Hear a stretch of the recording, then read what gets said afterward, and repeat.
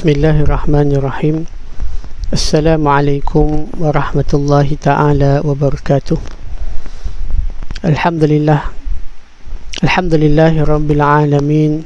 Nahmaduhu wa nasta'inuhu wa nastahdihi wa nastaghfiruh. Wa na'udzu billahi min syururi anfusina wa min sayyiati a'malina. Man yahdihillahu fala mudilla lahu wa man yudlil fala hadiya lahu. أشهد أن لا إله إلا الله وحده لا شريك له وأشهد أن محمدا عبده ورسوله.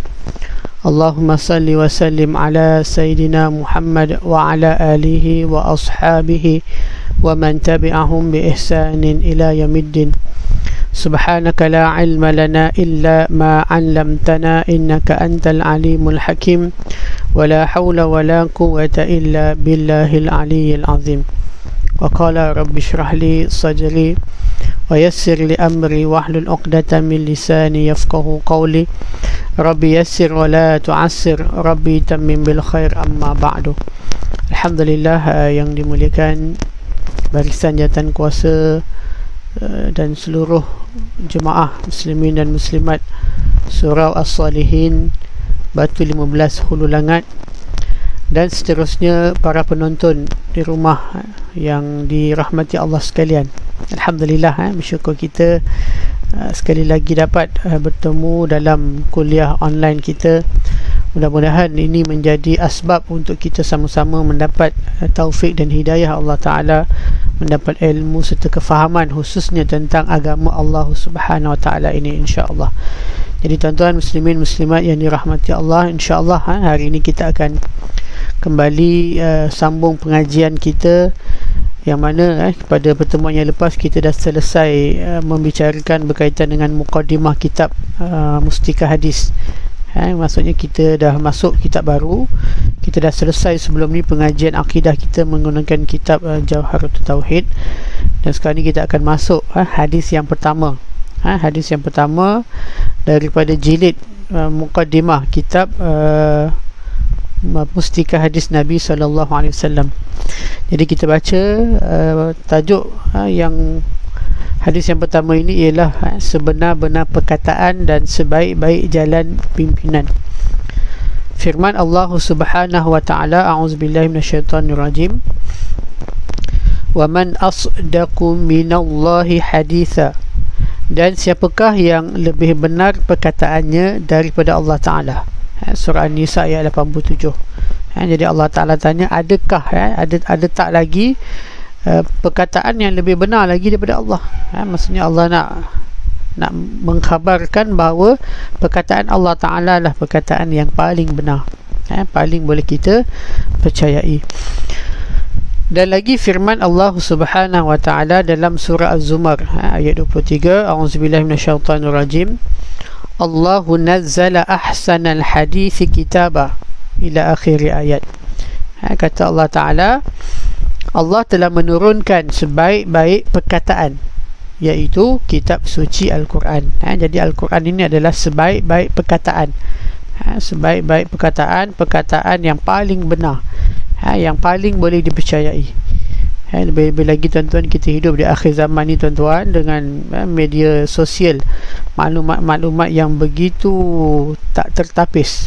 Macam-macam maklumat yang ada di dalam itu, tetapi kebenaran itu sangatlah diragui. Jadi benda yang paling perkara yang paling boleh kita percaya ialah kitabullah Al-Quran.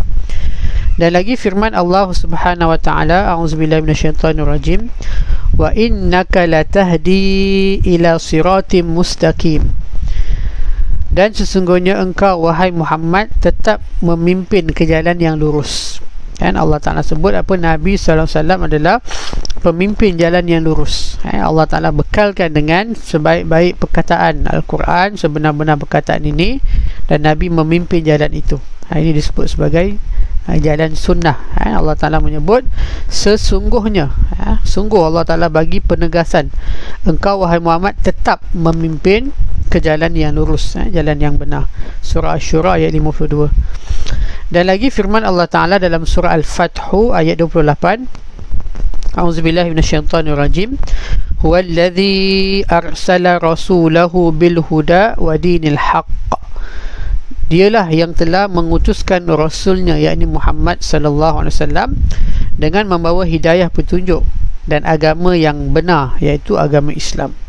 Jadi Allah Ta'ala sebut Allah utuskan baginda Nabi Muhammad sallallahu alaihi wasallam dengan membawa hidayah petunjuk agama Islam. Hidayah petunjuk agama yang benar, iaitu Islam. Jadi tuan-tuan muslimin muslimat, inilah sebenar-benar perkataan dan sebaik-baik jalan pimpinan. Sebenar-benar perkataan ialah Al-Quranul Karim, dan sebaik-baik jalan pimpinan ialah sunnah Nabi SAW. Jadi inilah berdasarkan nas dalil daripada Al-Quran. Dan kita masuk hadis yang pertama berkaitan dengan tajuk ini.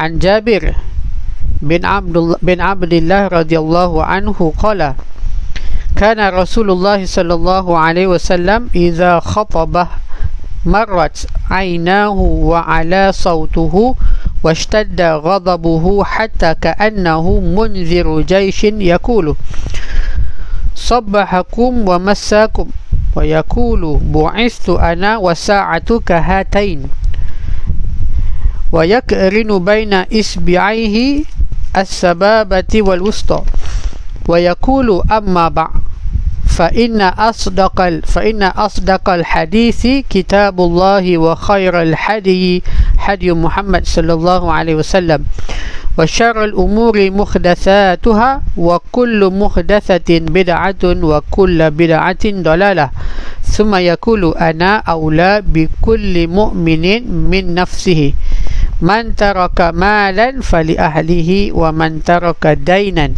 aw dhaya'an fa ilayya wa alayya. Hadis riwayat Imam Muslim wa ghairihi. Jadi tuan-tuan muslimin muslimat yang dirahmati Allah, kita lihat apakah maksud daripada hadis ini yang agak panjang tuan-tuan. Daripada Jabir bin Abdullah radhiyallahu anhu, katanya pernah Rasulullah sallallahu alaihi wasallam apabila berpidato ataupun memberi ceramah, syarahan. Jadi apabila Nabi berpidato ini dengan keadaan merah menyala matanya, merah mata Nabi itu, lantang suaranya itu, dan bersangatan marah, bersangatan marahnya Nabi, sehingga seolah-olah baginda ketika itu seorang pemberi amaran yang menyatakan kepada angkatan tentera. Seperti Nabi ini seorang panglima perang yang memberi amaran kepada angkatan-angkatan tenteranya tentang kedatangan musuh, dengan katanya bahawa musuh kamu akan datang menyerang kamu pada pagi-pagi hari dan mungkin pada waktu petang. Jadi seorang panglima perang apabila dia memberi arahan, kita boleh agak tuan-tuan, kita boleh bayangkan bagaimana keadaan dia itu, dengan merah matanya, dengan lantang suaranya, dengan mukanya kelihatan marah. Demikianlah wajah Nabi ataupun ketika mana Nabi menyampaikan pidato ataupun syarahannya. Seperti dia menyampaikan arahan kepada tentera-tentera. Serta baginda bersabda, lagi, masa aku diutuskan dan masa berlakunya kiamat adalah seperti dua jari ini. Nabi menunjukkan lalu Nabi menyatukan kedua-dua jari tangannya. Menyatukan maksudnya Nabi merapatkan jari telunjuk dan jari tengah. Jari telunjuk dan jari tengah ini Nabi rapatkan. Kata Nabi apa? Masa aku diutuskan dan masa berlakunya kiamat seperti dua jari ini. Nabi diutuskan dan kiamat maksudnya apa? Sebelah-sebelah, tak lama. Hampir sangat. Bila Nabi diutuskan dengan kiamat itu adalah waktu yang tak lama. Lalu baginda menyatukan kedua-dua jari tangan, telunjuk dan tengah, serta baginda bersabda lagi, ketahuilah selain daripada itu maka sebenar-benar perkataan ialah kitabullah. Nabi sebut sekali lagi, seperti mana mafhum dalam Al-Quran yang kita baca tadi. Nabi kata apa? Ketahuilah selain daripada itu maka sebenar-benar perkataan itu ialah kitabullah, iaitu Al-Quran dan kitab-kitab yang lain, dan sebaik-baik jalan pimpinan, sebaik-baik jalan pimpinan ialah jalan pimpinan Muhammad sallallahu alaihi wasallam. Nabi sendiri menegaskan jalan pimpinan dia lah sebaik-baik jalan. Dan sebaliknya, sejahat-jahat perkara ialah perkara-perkara yang baharu, yang diada-adakan dalam agama. Nabi tak buat, sahabat tak buat, dan bertentangan dengan ajaran agama kita. Iaitu perkara yang baharu yang diada-adakan dalam agama. Sedang tiap-tiap perkara baharu yang diada-adakan dalam agama itu adalah bid'ah, dan tiap-tiap bid'ah itu sesat. Tiap-tiap bid'ah itu sesat. Kalau sesat kat mana tempatnya tuan-tuan? Na'udzubillah, dalam neraka Allah Ta'ala. Kemudian baginda bersabda lagi, aku adalah berhak menolong tiap-tiap seorang mukmin lebih daripada dia menolong dirinya sendiri. Nabi nak bagi tahu apa dia? Nabi berhak untuk menolong setiap orang mukmin, orang yang beriman itu, lebih daripada orang itu menolong dirinya sendiri. Dan kata Nabi lagi, sesiapa yang mati meninggalkan harta, maka harta itu adalah untuk waris-warisnya. Siapa mati ada harta, tinggalkan, itu akan dipusakai oleh ahli waris. Dan sesiapa yang mati meninggalkan hutang, Nabi kata siapa mati meninggalkan hutang di kalangan orang mukmin, atau orang yang kehilangan tempat bergantung, maka terserahlah kepada aku menjaganya, dan akulah yang akan menanggung hutangnya. Subhanallah. Demikian akhlak Nabi, betapa menjaga kebajikan umatnya. Nabi kata apa? Siapa mati ada harta, harta tu untuk ahli waris.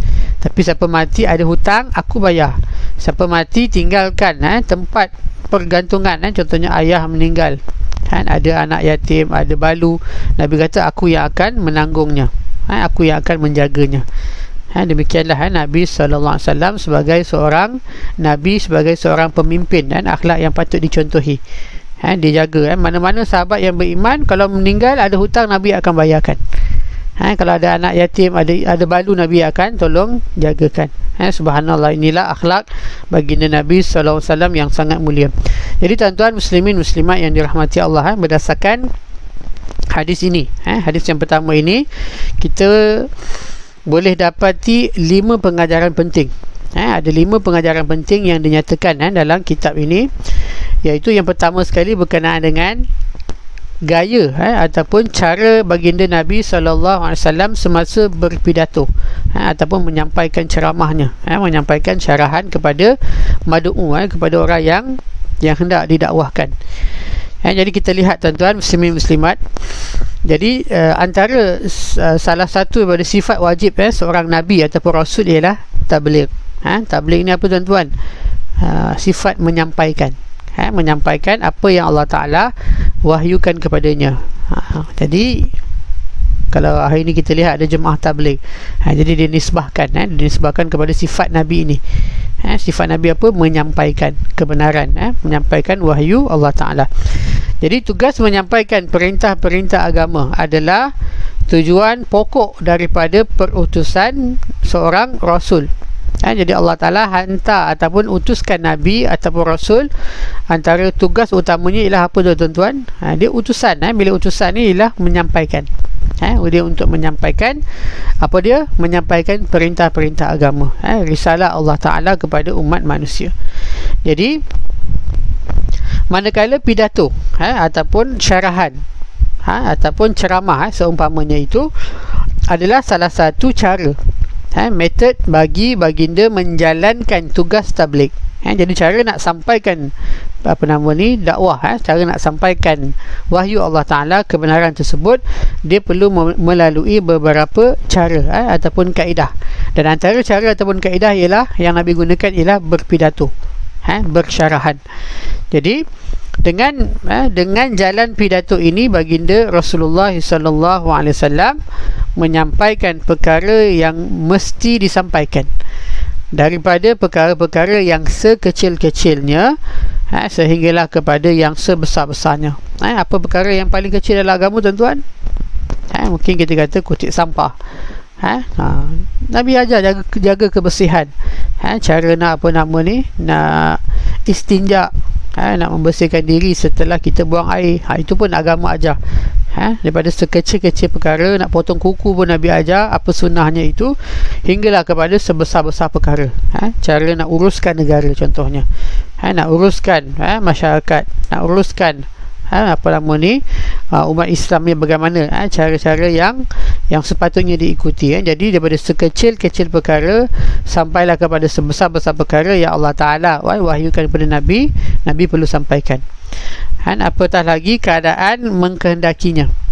Jadi benda-benda ini semua memerlukan kepada cara ataupun kaedah menyampaikan dakwah itu kepada mad'u. Jadi tuan-tuan, Nabi telah antara cara yang Nabi gunakan ialah berpidato ataupun bersyarahan. Jadi semasa berpidato tergambar pada anggota-anggota zahir baginda akan kesungguhan hatinya mengenai apa yang hendak disampaikannya melalui pidatonya itu. Nampak bersungguh-sungguh, kesungguhan daripada kita kata body language. Body language Nabi itu tampak kemarahan di mukanya bila nak menyatakan satu perkara yang penting, sampai merah mata Nabi, sampai lantang suara Nabi itu nak sebut benda itu benda itu penting untuk menarik perhatian kepada pendengar-pendengarnya. Jadi semasa berpidato itu Nabi tergambar pada anggota-anggota zahir baginda akan kesungguhan hatinya itu mengenai apa yang hendak dia baginda sampaikan melalui pidato itu. Lebih-lebih lagi pada perkara-perkara yang hebat, perkara yang penting, seperti berlakunya kiamat. Berlakunya kiamat itu adalah perkara yang penting untuk umat Islam ini. Jadi Nabi nyatakan dengan keadaan sungguh-sungguh, Nabi tunjukkan jari lagi sebagai body language untuk mengukuhkan lagi, untuk menarik perhatian pendengarnya itu. Jadi baginda melafazkannya dengan suara yang lantang, dengan merah matanya itu, dengan rupanya itu marah tampaknya, seperti keadaan seorang panglima perang memerintah tenteranya, memberi amaran tentang serangan musuh yang akan datang menyerbu entah pada waktu pagi ataupun waktu petang. Jadi Nabi memberi amaran kepada sahabat-sahabat secara khusus dan umumnya kepada kita sebenarnya. Nabi menyampaikan kepada kita juga. Sebab apa? Nabi adalah rahmatan lil alamin. Sampai hari kiamat kepada seluruh alam ini, Nabilah pembawa utusan Allah Ta'ala itu. Jadi keadaan yang demikian adalah sangat mustahak untuk menarik perhatian daripada seluruh ahli satu-satu perhimpunan. Jadi kalau Nabi mendata tuan-tuan, Nabi bercakap membosankan, jadi orang dia tak ambil perhatian. Jadi Nabi menggunakan kelantangan suaranya itu, dengan menggunakan body language-nya, dengan menggunakan tampak wajahnya itu yang menunjukkan kesungguhan apa yang Nabi nak sampaikan itu. Jadi ini adalah satu kebijaksanaan. Ini sifat fatanah seorang Rasul Allah Ta'ala. Bahkan semua penceramah, semua pendakwa, semua orang yang nak menyampaikan satu kebenaran, dia kena ada skill tuan-tuan. Termasuklah saya ni masih belajar lagi tuan-tuan. Jadi kita perlu ada skill-skill untuk dia sebagai alat, ilmu alat untuk menyampaikan dakwah kepada masyarakat. Jadi tuan-tuan, inilah antara kebijaksanaan Nabi SAW. Jadi kerana segala gerak-geri dan keadaan air muka pemberi pidato itu besar kesannya kepada mereka, kepada pendengar-pendengar. Jadi inilah yang telah dilakukan oleh Nabi. Jadi salah satu metod ataupun kaedah dakwah Nabi ialah berpidato ataupun menyampaikan syarahan itu dengan penuh semangat. Jadi tuan-tuan muslimin muslimat yang dirahmati Allah, ini pengajaran yang pertama kita dapat lihat daripada hadis ini akan kebijaksanaan Nabi dalam menyampaikan dakwah. Kemudian kita lihat pengajaran yang kedua daripada hadis yang boleh kita ambil. Apa dia tuan-tuan? Iaitu masa baginda diutus dan saat berlakunya kiamat. Nabi bagi tahu apa dalam hadis ni, tempoh masa Nabi diutuskan dengan berlakunya kiamat nanti. Jadi meskipun masa berlakunya kiamat, meskipun berlaku masa berlakunya hari kiamat, tidak ada sesiapa pun yang mengetahui. Setakat ni tak ada siapa yang mengetahui, hatta para sahabat pun tak tahu lagi bila. Walaupun barat tuan-tuan, orang kafir, khususnya ahli kitab, Yahudi dan Nasrani ni, mereka kadang-kadang mereka menjangkakan, mereka buat andaian-andaian tertentu. Tu sampai dalam filem buat dia kan, 2012, 2012, kononnya berlaku kiamat, berlakunya pelanggaran bintang orbit. Jadi macam-macam tuan-tuan, ada orang punya andaian-andaian itu. Maksudnya mereka juga mengaku dan percaya akan berlaku kiamat. Sebab apa? Memang Allah Ta'ala nyatakan dalam semua kitab-kitab Allah Ta'ala, Taurat, Injil, Zabur, Al-Quran, semuanya dinyatakan bila akan, maksudnya akan berlaku hari kiamat nanti. Jadi tuan-tuan, tapi daripada sudut waktu yang setepatnya itu, tidak ada siapa yang mengetahui lagi. Tetapi baginda Rasulullah SAW telah menerangkan secara umum, Nabi terangkan secara umum apa dia, bahawa masa berlaku kiamat itu telah hampir. Secara umum kita tahu masa berlaku kiamat tak lama lagi, telah hampir, sebab Nabi sendiri tunjukkan dua jari seperti ini, jari tengah dan jari telunjuk dirapatkan, diletak sebelah-sebelah tu. Maksudnya apa? Dekat, hampir, hampirnya kiamat itu. Jadi ada orang kata, Ustaz, dah 1400 tahun lebih dah Ustaz. Maksudnya Nabi, zaman waktu Nabi diutuskan dengan sekarang ni dah 1400 tahun lebih. Jadi dah lama tak berlaku kiamat lagi. Maksudnya dah lama tak berlaku lagi kiamat tu. Jadi kita kena lihat juga tuan-tuan, nisbah masa itu sendiri. Kalau kita ikut nisbah masa dunia ni, mungkin dah 1400 tahun. Tapi kalau kita ikut nisbah masa akhirat, yang mana sehari itu bersama dengan 1000 tahun, bermakna 1400 tahun tu baru sehari, tak sampai sehari setengah. 1500 tahun baru sehari setengah. Jadi kalau kita kata sehari setengah ataupun 2 hari, itu memang tak lama lah, kalau ikut nisbah masa hari akhirat itu sendiri. Jadi tuan-tuan, ala kulli hal tak lama, berdasarkan tanda-tanda yang telah Nabi sebutkan. Ada banyak hadis-hadis yang menceritakan tentang tanda-tanda akan berlakunya kiamat. Ada tanda-tanda kecil dan ada tanda-tanda besar. Dan setakat ni kita lihat hampir keseluruhan tanda-tanda kecil yang Nabi sebut dalam hadis tentang berlakunya kiamat telah pun kita lihat di hadapan mata kepala kita sendiri. Tinggal lagi tanda-tanda besar belum muncul lagi. Dan bila muncul satu tanda besar tuan-tuan, tanda-tanda kiamat yang besar, akan datanglah tanda-tanda yang seterusnya itu, seperti mata rantai yang bersambung. Lepas satu, terus dua, terus tiga, terus empat.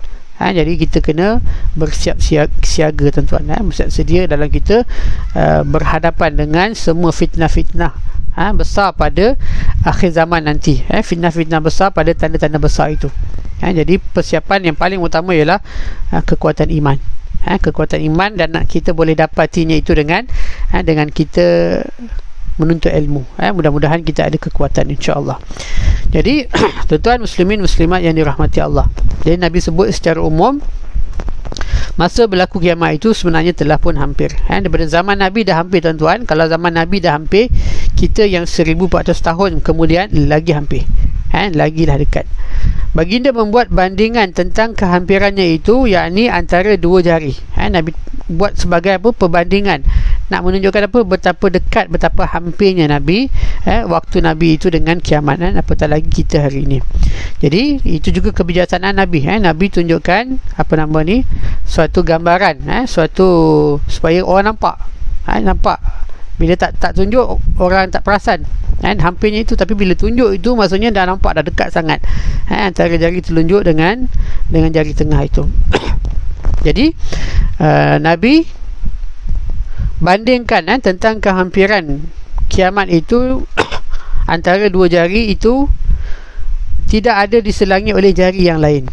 Maka begitulah masa baginda diutuskan, dan masa berlakunya kiamat tidak diselangi lagi. Tidak ada lagi Nabi ataupun utusan-utusan yang lain yang menyelangi antara Nabi dan juga kiamat itu. Tidak ada Rasul yang membawa wahyu yang lain yang menyelanginya, atau bezanya masa berlaku kiamat dengan masa Rasulullah SAW diutus adalah seperti beza panjangnya jari tengah itu dengan jari telunjuknya. Ada juga ulama menafsirkan beza panjang jari tengah dan jari telunjuk, sikit beza ni. Banyak itulah, maksudnya apa? Sebanyak itulah perbezaan Nabi waktu Nabi dan kiamat itu terlalu hampir, terlalu dekat. itu juga antara tafsiran para ulama dalam memahami hadis ini. Jadi tuan-tuan, ala kulli hal terlalu dekat kita dengan kiamat yang bakal berlaku. Jadi mudah-mudahan kita ada kekuatan, ada persiapan untuk kita menghadapi satu fitnah yang besar ini. Dan tidak ada Nabi, maksudnya bagaimana kalau ada orang mengatakan bagaimana Nabi Isa nanti turun di akhir zaman. Jadi Nabi Isa baginda akan turun di akhir zaman bukan sebagai seorang Nabi yang membawa risalah. Bahkan Nabi Isa AS walaupun dia pernah diturunkan kitab Injil kepada baginda, tetapi baginda Nabi Isa apabila turun nanti di akhir zaman, dia tidak akan tidak akan menjalankan syariat Injil itu. Bahkan baginda sendiri akan mengikut syariat Nabi Muhammad sallallahu alaihi wasallam, mengikut syariat yang diajarkan dalam Al-Quran. Jadi baginda Nabi Isa diturunkan sebagai sebagai orang yang akan membunuh orang yang akan membunuh Dajjal, laknatullah alaihi ni. Kemudian baginda akan memerintah dunia ini. Bukan saja 2/3, 1/3, bahkan seluruh dunia ini akan dipimpin oleh baginda Nabi Isa akhir zaman, baginda Nabi Isa di akhir zaman nanti. Dan baginda akan mengurus takbir dunia ini dengan agama Allah Ta'ala berdasarkan Quran dan juga hadis Nabi SAW. Dia bukan membawa satu ajaran yang baru ataupun ajaran dia, ajaran baginda dengan menggunakan Injil, bahkan dia akan meneruskan syariat Nabi Muhammad SAW. Ada pendapat mengatakan dia akan memerintah selama 40 tahun 40 tahun di atas dunia ini. Wallahu alam. Ada banyak qaul, banyak pendapat berkenaan dengan isu ini. Jadi tuan-tuan muslimin muslimat yang dirahmati Allah, demikianlah dua poin penting, dua pengajaran yang boleh kita ambil. Dan insya-Allah ada lagi 3 kita akan sambung nanti. Ada 3 lagi pengajaran yang boleh kita ambil daripada hadis ini, yang kita akan bahaskan nanti insya-Allah pada masa akan datang. Jadi apa yang penting tuan-tuan, 2 poin ini nak menerangkan kepada kita. Pertama tadi tentang kebijaksanaan Nabi dalam menyampaikan dakwah.